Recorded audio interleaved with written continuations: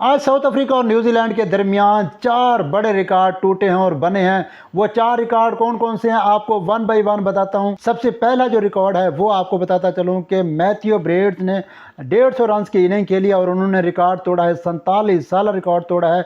और वो record West Indian player का था जिनका नाम था डेसमंड हैनी। और सेकंड जो बड़ा रिकॉर्ड तोड़ा है उसने अपने ही मुल्क के खिलाड़ी कॉलिंग इनग्राम का रिकॉर्ड तोड़ा है। उन्होंने 124 रन की इनिंग खेली थी जिम्बाब्वे के अगेंस्ट 2010 में।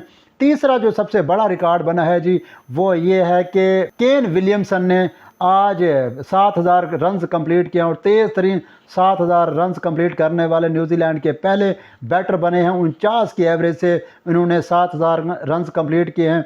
चौथा जो सबसे बड़ा रिकॉर्ड टूटा है जी वो ये है कि न्यूजीलैंड ने हाईएस्ट चेस किया है साउथ अफ्रीका के अगेंस्ट 304 रन्स का टारगेट चेस किया है केन विलियमसन की शानदार बैटिंग की बदौलत।